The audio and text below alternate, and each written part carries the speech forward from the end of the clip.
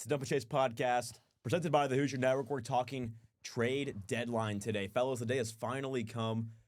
It's a big day for the hockey world. We're going to be looking back at all the trades that we've seen so far, talk about a few things that we might see as we are ever so close to that impending deadline. I'm Noah Bedoris with Noah Seuss and Jack Rizzo.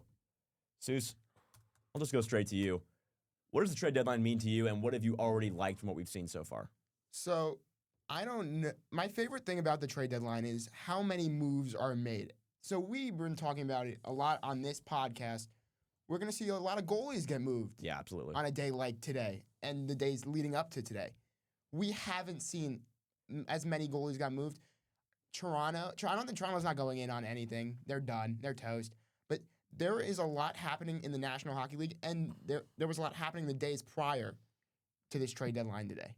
Yeah, I think it's been one of those deadlines so far where, you know, we know how strong the parity is in this league this season. And so there's teams that need those pieces, you know, teams that need a goalie or need, you know, a third-line defenseman, whoever it is. But because you're so close to everybody else in your division, a lot of GMs don't want to make that risk to take away pieces, to add pieces, because, you know, obviously there's deals where you throw in picks, you throw in cash consideration, whatever. But I don't see a whole lot of front offices budging so far in this deadline, just because I think you can't afford to, you know, dismantle the team that you've already built.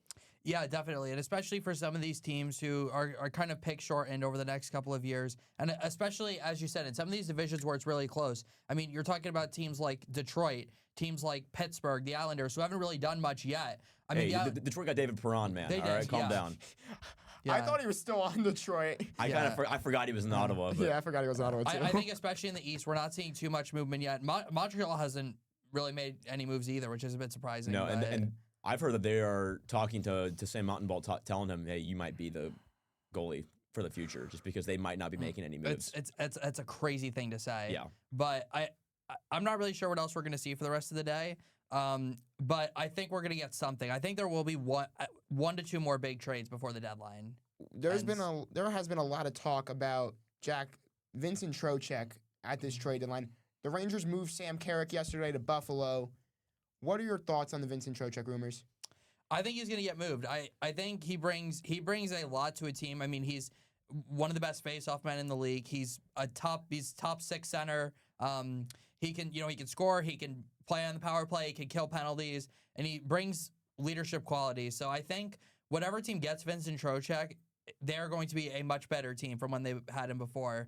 I mean, maybe that's a trade that Montreal considers making. Get a veteran in that very young core they have. Maybe another team was looking for some center depth. I mean, Mark Stone just went down for Vegas. He just went on LTIR. Yeah. So if you're looking for, we know Vegas does this every year. If they want to go out and get a Vincent Trocheck, maybe the Penguins. Vincent Trocheck's from Pittsburgh. Maybe they consider making a move there. I'm not really sure, but I do think he gets moved. I'm just not sure where he'd get moved. And Noah, Jordan, I'm going to go to you now. Jordan Kyrou, Robert Thomas, all in the rumors the last week. Do you think they get moved, or do you think they're staying put? I think one of them will be moved. Actually, you know what? No.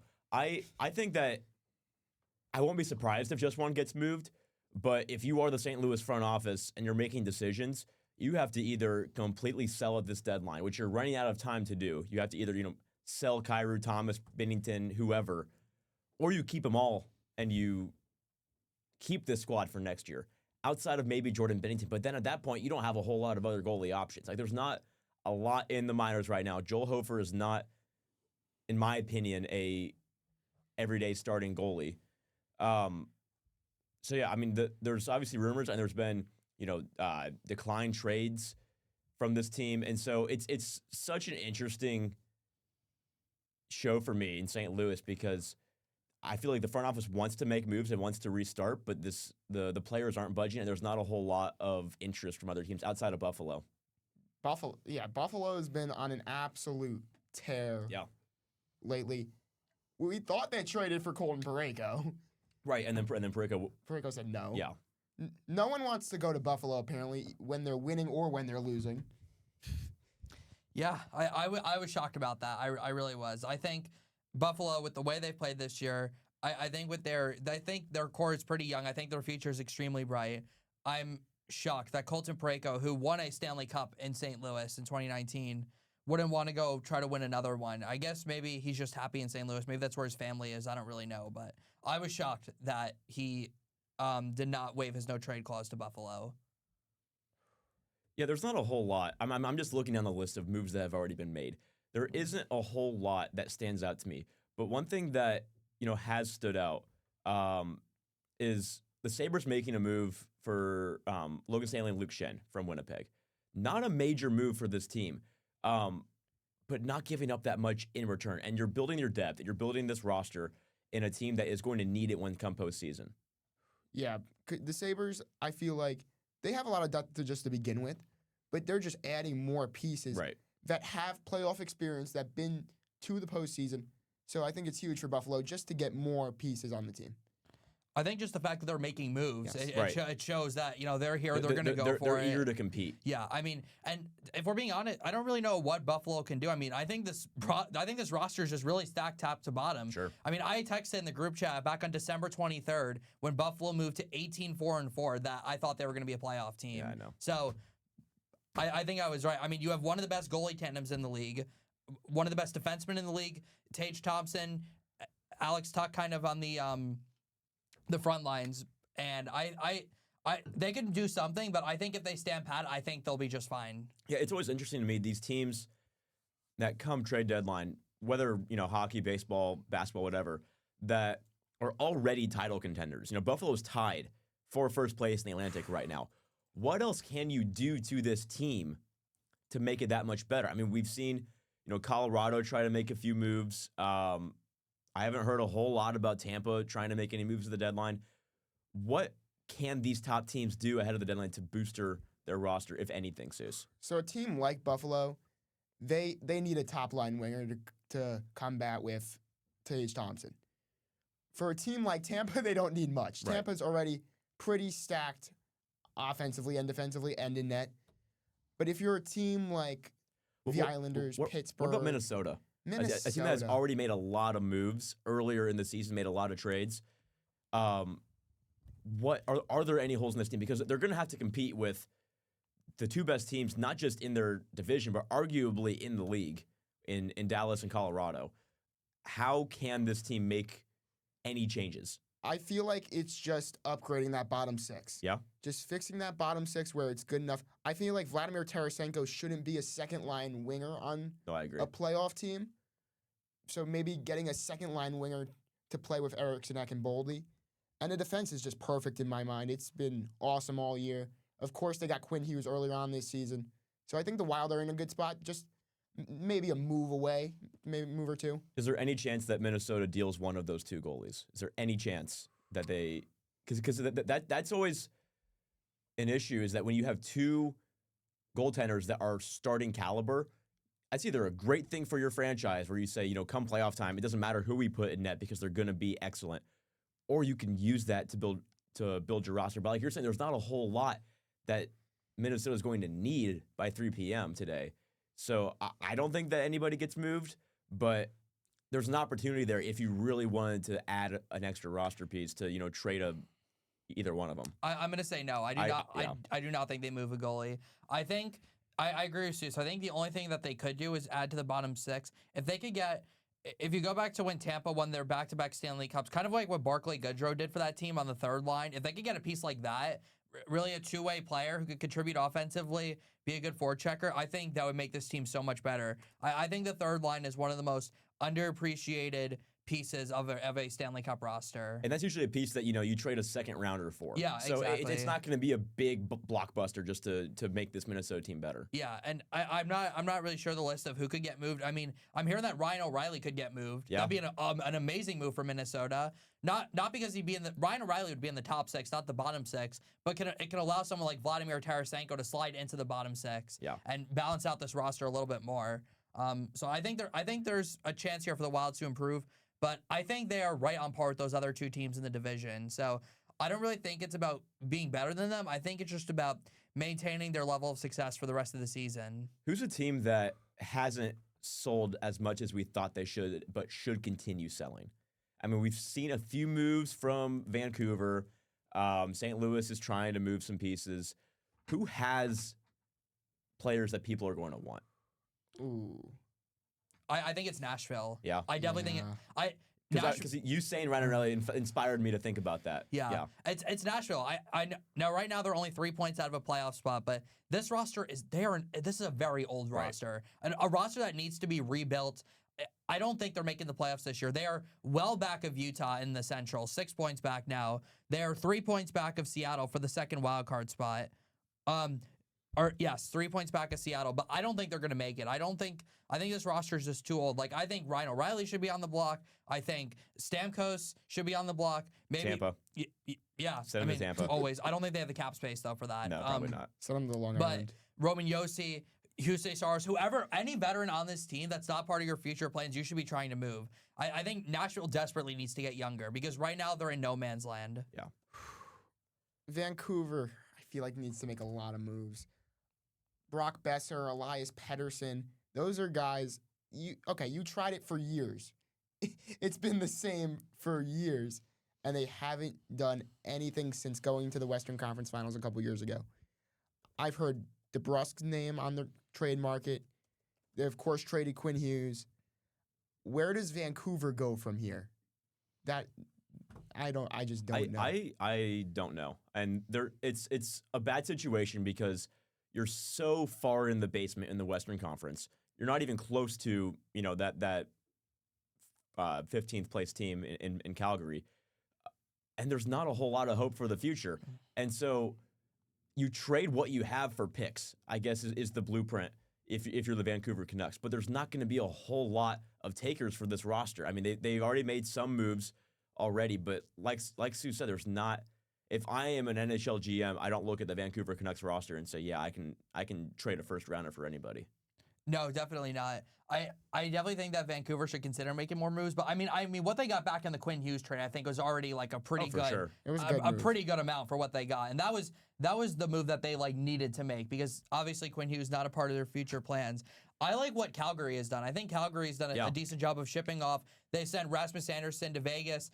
Yesterday they sent Mackenzie Weegar over to Utah. So I think Calgary is building something well. They have 2 really good young goaltenders, I think, who are part of their future. Yep. Cooley and Dustin Wolf, who's runner-up for the Calder last year. They're still holding on to Nazem Kadri with a big contract right now. No one, either there's not going to be a taker or they're going to have to retain half that. And that's the issue with them is that like you said, nobody wants them and nobody wants to pay for them. But I do like the moves that they have made, and I think that Calgary is building something. Like they're certainly in a much better position than like a team like Vancouver is or a team like the Rangers are. Yeah. What about the LA Kings, a team that fired their head coach this week, but still currently sits 3 points out of a playoff spot? I believe this team is selling. I believe this team is giving up on the season. Do you agree? I guess is what I'm saying. Does this LA Kings team have any sort of heart to compete for the rest of the season? So yesterday we saw them trade Warren Foegele to Ottawa. Right. I don't think they're going to be in the playoff contention. They're 3 points out right now. Yeah. They're in the race because just how bad that Western Conference wildcard race is right now. So I think the Kings are toast. They're really relying on Artemi Panarin and I was going to say Kevin Fiala, but Kevin Fiala is done. But the Kings are just relying on on their old pieces right now, which is Panarin and Kempe. Yeah, I think the fact that they immediately extended Panarin after they traded him made it seem like this was more of like a 2027 or 2028 move and not really a 2026 move. So I don't know how much they actually sell. I kind of think they just stand pat and I think they want to see what this interim coach has to offer. I mean, the Kings looked good last night. They beat the Islanders, but they could easily still make the playoffs. I mean, I don't trust Seattle. I don't even trust Edmonton to an extent right now, to be honest. But I think there is a world where the Kings could still make the playoffs. I'm not saying they will. I'm saying there's a world though. So I just think they stand pat where they are right now. I don't think they sell any other pieces. Does Edmonton get busy at this trade deadline? Because we already saw them make a move for a goalie months ago, but the rumors I've been hearing is that they're still interested in more goalie help. Can and will this Edmonton team make a splash before 3 p.m.? My whole thing is, where are you going to find more goaltender help? Yeah. Where are you going to go? because you already traded for Tristan Jari. They just can't find the answer in Edmonton. No. They really can't. They need to just go out, I think, 1 year and just spend a load of money on a guy. What about a Jordan Bennington to No. Edmonton? No. They should be perfect. They but don't need a goaltender. They need more defense. They That's do. That's what they need. That's their problem. I mean, with how bad their goaltending's been over the last couple of years, I'm starting to think it's a defensive issue, not a goaltending issue. I mean Darnell Nurse. I mean, look at the contract he's on. He's been awful. Evan Bouchard's great offensively. He sucks defensively. Other than Matthias Ekholm, they don't have anyone on this defense who can, I think, shut down opposing offenses. So I think you need to get a good blue liner at the deadline. I think that's what you could really get here. A good defensive-minded blue liner. I'm not sure where they'd get that from, but they need to find somebody, though. I also think they need more depth on that left wing side. They have Nugent Hopkins playing left wing. He's a center. And then they have absolutely no one on the second, third, and fourth line. It's a very weak the wings are weak. I'm going to be real with you. Kasperi Kapanen, Trent Friedrich, Roslovic, and Zach Hyman on the right wing. Yeah, Zach Hyman's on the right wing right now? Yeah, he's Okay. on the first line with McDavid and Hopkins. So it's not the greatest wing combination. So you could find out, you could go get one more right winger or left winger. I didn't realize how old this roster was. I'm looking at it now. Adam It's a Henrique. very old roster. Yeah, Adam Henrique. Ryan Nugent-Hopkins has been there for like 15 years. It's a very old roster, but they have cup experience. Right. They have the two big pieces. They have the I two. really feel like this is the make or break season for the future of the Edmonton Oilers, where you're coming off back-to-back conference titles, and you're still struggling to, overwhelmingly compete in your division or your conference. And the roster, like you said, is getting old and it's getting weaker. I feel like if Edmonton doesn't strengthen the help that they have right now and make a playoff push, you might see some significant moves in the future for them. I really wonder where they would even go if they were to make a trade. Maybe they try to get a Colton Parayko. But again, actually he probably would because he's Canadian, so he probably would waive his no trade clause to Edmonton. But it's going to be interesting to see. I mean, I don't know what other blue liners could be out there for them to get. But I'm not really sure what else I could see Edmonton doing. I think they're kind of just done. Like the Rangers aren't trading Fox. Columbus is, I thought maybe a month ago they consider maybe selling, but they're not trading anybody now. I really don't even know where they could go. I really don't. I think they might just. John Carlson just got moved. Yeah, John Carlson. That's a great trade, by the way. We should talk about that in a second. I really don't know where else they could go, honestly. I think they're just going to stand pat and just hope to make the playoffs, I guess. Maybe like a Roman Yossi. I don't know. Maybe that'd be the one. That'd be a great addition. Roman Yossi or like a Dougie Hamilton. I don't know. I'm looking at teams who are not in playoff position right now. Kind of where I am. Yeah, talk about the trade that you just mentioned. The John Carlson trade to Anaheim. Yeah. So my real question is, what are the Washington Capitals doing? I understand you're getting a first, and you're getting, what was it, a first and it was another pick. I just don't know where it was. But you're getting a first-round pick for John Carlson. You're what are they? 3 points out, 4 points out of a playoff spot right now? I don't know why you are retooling right now when you are in a playoff race. I understand the future isn't there in Washington with this core because it's old and depleting, but I don't understand trading John Carlson to Anaheim right now when you could have done it during the offseason. No, I agree. I actually disagree. Really? Go I ahead. think this is a great trade for the Capitals. I mean, you're getting a first-round pick back for a 36-year-old defenseman, and if you look at the way they played over the last month, 2 months, they've been awful. And I think their GM knows that they're not going to be in the playoffs this year. The East is so strong this year, so why not just trade some of these players and kind of build your future? I think they have the right coach. I think Spencer Carberry's the right coach. I think if you get younger, I think you could compete as early as next year again. I think they have the fundamentals there, and I think by trading kind of an old, broken-down defense, I wouldn't call him a broken-down defenseman, but a defenseman who's not really a part of your future plans, I think they got about as much back as you could have asked for. But on the contrary, I also think this is a great trade for the Ducks. I mean, they needed defensive help. Every game it feels like they're winning 5-4, 6-5. They need some defense. John Carlson, at 36 years old, he's had 46 points in 55 games, 10 goals from the blue line. Almost could possibly set a career high this year in goals scored. He really does everything. He kills penalties, does all that stuff, brings some leadership to that Anaheim core. And I think the Ducks are going to win the Pacific. I really do. Yeah, I was about to say that this Ducks team has benefited greatly from just how bad the Pacific Division has been this season. And so, they started off super hot, and we said, are they going to be a fluke? And then as soon as they started to struggle and started to fall, everybody else fell with them. They're at 71 points of the season, and they're in second place in the Pacific. And so I agree, Jack. I think that Vegas doesn't have the legs for it. I think that Anaheim's going to overtake them, but they're not going to be, that dominant team that we saw them at the beginning. But they're going to pull this out just because they're outlasting the weak teams. Yes, I definitely agree with that. Yeah, I don't see Vegas. Mark Stone just went on LTIR, so unless they make a massive for the move, 5th year in a row, like I don't know, bring Jonathan Marchessault back, yes. Then I don't think that they're gonna make it. But I'm excited though for Anaheim, and like if Anaheim wins the division, I mean they get to play. It'd be the top of the 2 wildcard teams. I think they would. Actually, I don't know if they'd beat Utah in a series. I definitely think they'd beat Seattle in a 7-game series. I don't know if they'd beat Utah though. Utah's pretty good. I agree. I think that Seattle is barely a playoff team. I don't even know if they make it, to be honest. I can see San Jose easily over them. Yeah, and I fear San Jose more than I would fear Seattle in a playoff series, honestly. I don't know what Seattle's deal is. I can't figure them out. No. We're 61 games in. I still cannot figure that team out. Yep.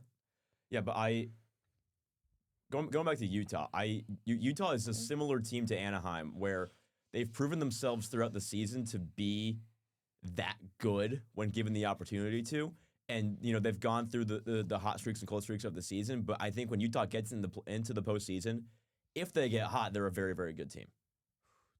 I'm going to say something that might be a little controversial. Go ahead. I still believe the Winnipeg Jets have life.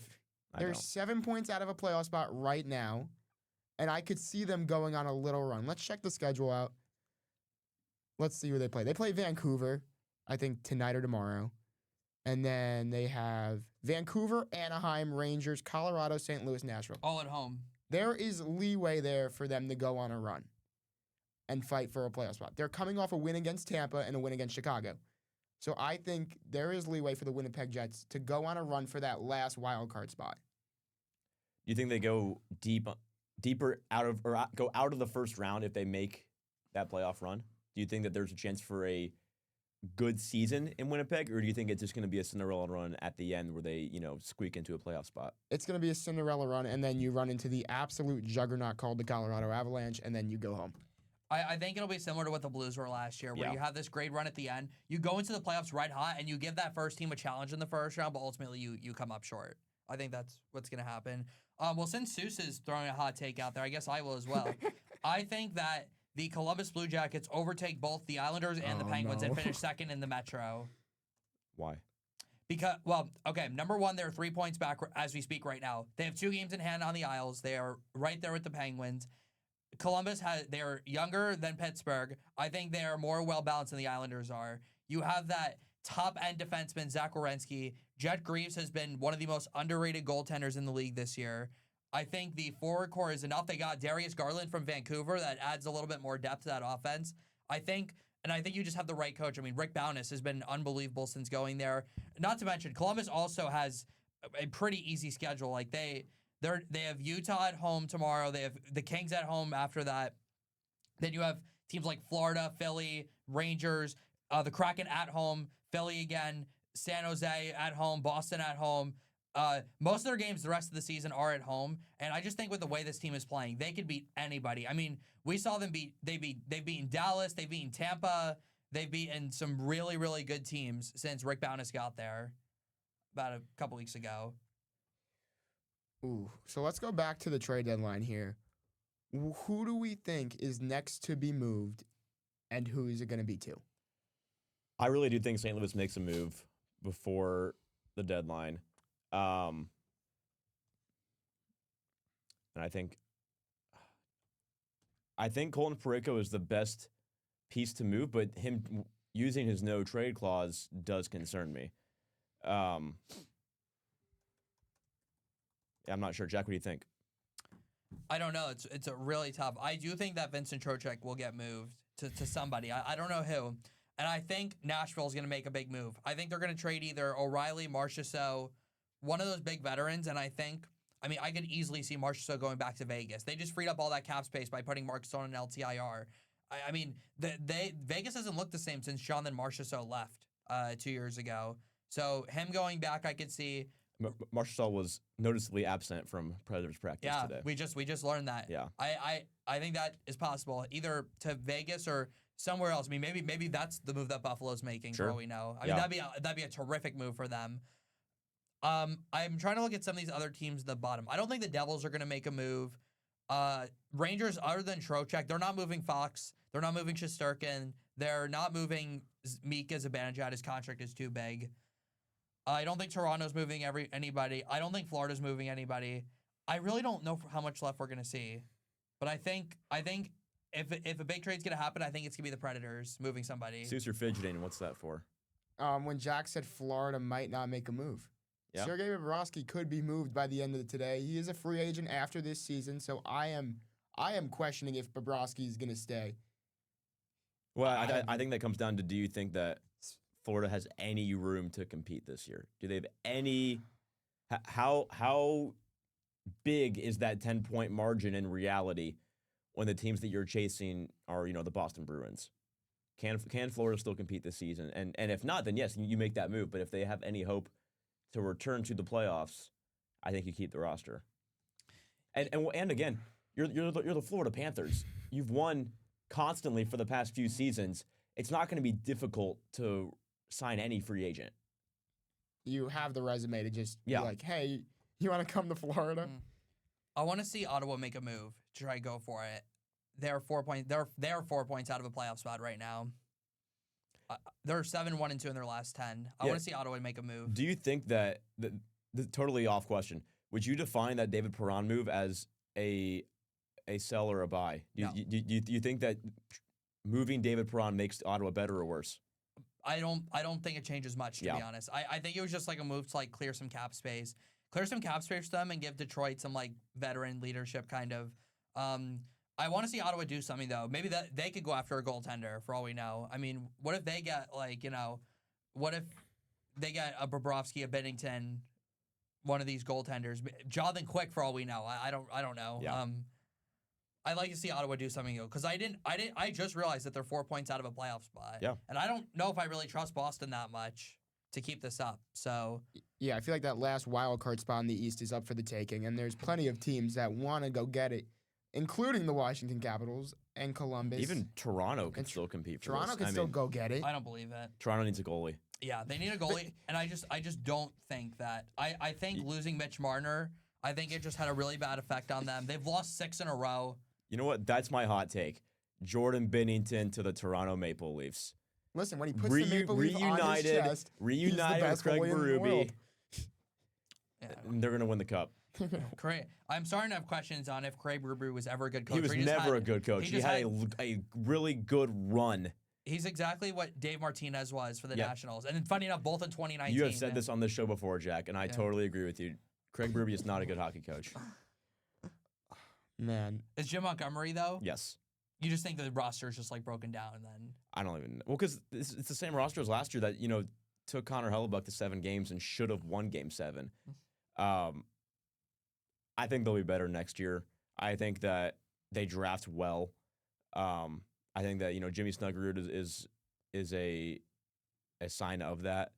I think St. Louis will be back next year. I mean, hey, they're only 12 points out of a playoff spot right now. Yeah, and they're playing terrible. Yeah. So they've won 2 in a row. And the West is just not good. And most of these teams, I don't think will be good either. I think that Winnipeg's going to get worse. Nashville's obviously selling. LA is getting worse. The only teams that are not currently playoff teams that I think will be very, very soon are San Jose and the Blackhawks. That's it. Really? Or you don't mean this year, you mean next year? No, I'm saying that in the near future, out of those teams that are not in the playoff picture, San Jose and the Blackhawks are the only ones that I firmly believe will be contenders soon. I like that. San Jose I could see as soon as this year. I think Chicago is a next year team. I don't know what's going on with Frank Nazar. He's looked awful. Yeah. I don't know what the deal is with him. Yeah, there's a lot. There's still a lot of pieces out there. Vincent Trocheck. A lot of the Rangers still on the team. Still, there's still a lot of moves to be made before we hit 3:00. We're an hour and a half away right now. Right now with the Islanders, I don't see them making any moves because for the last 5 years we haven't made moves on today. Yeah, I think really that any team that is currently in the top 3 of their division will not make a significant move. I don't think that this is a season where you see that blockbuster come to make a great team greater. I think that if we do see any significant trades before the deadline, it's going to be from one of those teams that are in the hunt trying to fight for a wild card spot, like a Columbus or an Ottawa or a Toronto. But this just shows you how wide open the league is this year. Yeah, absolutely. There's anyone in a playoff spot and out of a playoff spot could win, could end up getting a wild card spot, and could end up playing for the Stanley Cup in April. So it's going to be a wild second half of this season, and I am excited. Yeah, it's gonna be fun. And as the cameras are being a little weird, but I'm looking forward to it. I think I don't know how much change we're gonna see in the playoff standings. I think the East is where it would happen, probably in the wild card standings, maybe in the top of the Atlantic. I mean, Buffalo's right there with Tampa now. I mean, Tampa's 2 games in hand, but Tampa's also lost 4 in a row. They're kind of slumping a little bit. Carolina, I feel like we haven't talked about Carolina at all. Could they make a move to solidify themselves as the top team? I don't in the think East? so. I firmly believe that the teams that are in the top 3 are not going to do anything noticeable. Yeah, I mean, Carolina, they haven't really, they've done it a lot. It hasn't worked. Like, they had that big trade for Jake Gensel 2 years ago. Yeah. They didn't really go anywhere. I think they're just comfortable with the roster they have, Right. and they don't want to give up future assets. And you're gonna have home ice in the first round. Mm-hmm. You're gonna have home ice for for all of the postseason if you want it until the Cup final potentially. I feel like this is a Carolina Hurricane team that we don't treat as if they currently have the best resume in the Eastern Conference right now. This is their year. They have to make it out of the East this year. But they're not getting I feel like we're not hearing that much about them compared to a Tampa or a Buffalo or even an Islanders. Like, I feel like this Carolina team has quietly been the best team in the Eastern Conference. I feel like we're not even hearing about Tampa that much either. I think the Stadium Series is kind of like the only time. I think Carolina is just a standard for them to be at the top, and this is their year. They have to make it out. No Florida, no Rangers in the playoffs. Those have been their kryptonites. They have probably as easy of a path to a final as you could possibly have. Rod Brindamore has to get there. Otherwise, he might be fired if they don't make the final. Look, like in the playoff picture right now, they're going to get Boston in the first round, and then Pittsburgh in the second round. Like, if this team doesn't go to the Eastern Conference Finals, are you kidding me? It's not. They have to go to the Stanley Cup final. I know. There's no Eastern Conference final, and that's your ceiling. Because right now they're better than Tampa. They're better than every team in the East. You can make an argument that Buffalo is the second best team in the East right now, and I wouldn't call you crazy. Yeah. I mean, Buffalo is just they've been a wild unbelievable. 5 straight, and Tampa's lost 4 straight is also a big deal. Yeah. Yep. Yeah. And Detroit, Montreal are kind of just like Montreal's only, Montreal's kind of in danger. I mean, Columbus is 3 points back of Montreal. So if Columbus goes on a run, if Boston starts to play better, Montreal could easily slip out of the playoff race. It's going to be really, really tight in the East, especially in the wild card race. Yeah. I think the Hurricanes, I'll say it right now, the Hurricanes, the Lightning, and the Sabres are the 3 teams I think right now who are the only 3 teams that are locks to make the playoffs. No, I agree. I think those are the only 3. Yep. I could see Detroit slipping. I could see the Montreal slipping. I could see any team in the Metro other than Carolina slipping. And that's the thing that's so weird about the Stanley Cup playoffs is that we say this now. We say, it's Tampa, Buffalo, and it's Carolina out of the East. But they all 3 of them could lose in the first round, and it wouldn't be surprising. And, the Pittsburgh Penguins are your Eastern Conference champs. That would be terrible. It would be terrible, but it's so possible. And so that's from an outsider, from a novice fan perspective, where you talk about why even bother if you're Ottawa trying to make moves and trying to fight for that playoff spot, is that Ottawa and Carolina could be a 7-game series that are all decided by 1 goal. And that's what's interesting about especially this season was just the amount of parity in the East. Yeah, I'm excited for the playoffs in the East. I could see any team in the East making it out. I mean, I don't really know who I can. I mean, we could still have a team like Ottawa or Columbus get into the playoffs and go on a Can run. you imagine a Stanley Cup final game in Buffalo? My God, that would be amazing. How much do those tickets sell for? A lot of money. A lot, yeah. Something that they haven't seen in a long time. Hopefully, no one's foot's in the crease or anything like that. Not Yeah, since exactly. not since 1999. Yeah. Which Alright. it feels weird that they've made. I feel like when I think of the Sabres, I feel like they've never made a Stanley Cup final, but they have once. Yeah, exactly. And they like took the Stars to 6 games. Sort of like a LA Angels situation where it's like Yeah. you forget that at one point they were a good team. Yeah, I mean they won a World Series. It was they were like what Tampa Bay was before they got Tom Brady. Yeah, exactly. With both in 2002. Funny enough. Yeah. But yeah, it's that this is a really unique situation we have brewing. I don't think this is like a 1-year wonder. I think the Sabres are really well built for the future. I agree. I think that, and the fact that it's sustained dominance too is part of it. Yeah, I'm not sure what happened with Lindy Ruff in New Jersey because I mean Lindy Ruff is about to lead the Sabres to a 1st or 2nd place finish in the division. Meanwhile, the Devils are who I still think are maybe the 2nd or 1st most talented team in the Metro are sitting in 7th place right now. Yeah. Barely, not even that far ahead of the Rangers who have sucked this year. I don't know what's going on with the Devils. I don't know why they're so bad, but Sheldon Keefe is probably going to get fired. I don't know how you can keep him after this year. And it's not like the Devils have had any big injuries. Like, Jack Hughes has been back for like 3 months now. Yeah. And it's a team that has been a consistent playoff team and a consistent contender for the past few years. I mean, a team that beat the Rangers in the postseason recently. Like it's a roster and a franchise that is used to winning, but for some reason just isn't right now. It's very There's confusing. no answer. There is one answer. Go ahead. I feel like that's in net.